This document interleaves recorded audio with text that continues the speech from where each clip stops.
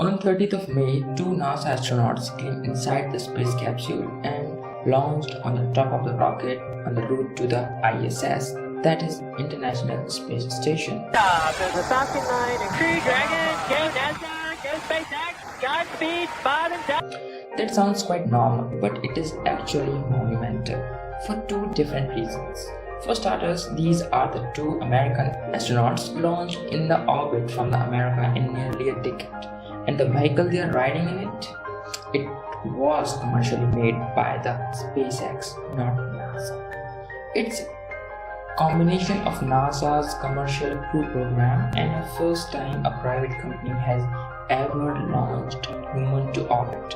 If the rest of the mission goes well, it can kickstart a very different era of human space flight. Inside and out, the mission has very different look for the human launch of the past. This is the Crew Dragon SpaceX new crew capsule. It designed specifically to launch top of the SpaceX Falcon 9 rocket and vary from to and low of the orbit. It actually a modification of company's Dragon cargo capsule that taking supply to ISS for nearly a decade. This one outfitted with new bells and whistles, life support system, sleek chairs, shiny touch screens. SpaceX is also designed custom pressure suits. They are made to keep astronauts protected from harsh environment of space if there is an emergency, and the tracker need for capsule, those are actually touchscreen gloves, Dragon's modern display. Finally, Crew Dragon support sophisticated docking system that is entirely automatic. Using series of sensors and cameras, the vehicle can approach the ISS all its own and launch on the docking port.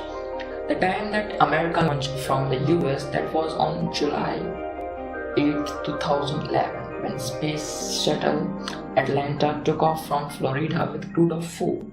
Since that day, NASA dependent on Russia for astronauts to and from the ISS. It hasn't been the best situation. Russia charges US around $80 million on their capsule. The commercial crew program frees NASA for dependency on Russia, but also its new model for spacecraft development. The idea is this: rather than have government to see the production of new craft, why not get the private sector to make the rocket vehicle instead? Up until now, NASA has exhausted input vehicle design and it is in charge of production. Now the commercial company are in charge of both. The government purchases the right on the vehicle, a bit like buying seat in the plane. It may seem like the deal with Russia, but this time NASA is supporting their American business and backing human flight back to the America. NASA is partially invested in Crew Dragon and now it is completed. SpaceX can use the capsule to create a new space tourist business. The other goal, that is spark competition at lower cost for NASA. That's why agency picked two companies, SpaceX and Boeing, to develop these vehicles. It created an instant rivalry between the two, but SpaceX got the finish line first. For the mission, the NASA assigned SpaceX their first space passengers, astronaut Bob Behnken and Doc Harding. They have trained in simulator at SpaceX headquarters last year, completed a drive with the Crew Dragon launching with the space station and docking on the crew port. They also test the capsule support system designed to carry spacecraft safely if something went wrong during the launch. But there has been bumps in the road.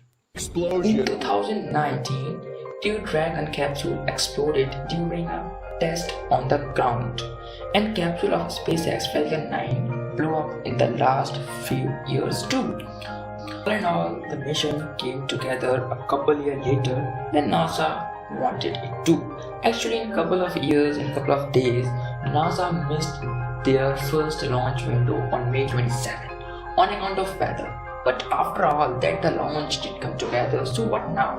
Well, First, astronauts need to finish their mission. Bob and Tom will talk with ISS and spend a number of weeks on board. After that, they climb back to the Crew Dragon, detach from the station, and make their journey back to the Earth. As their parachutes will open in the atmosphere and land in the ocean, they will be picked by a SpaceX boat.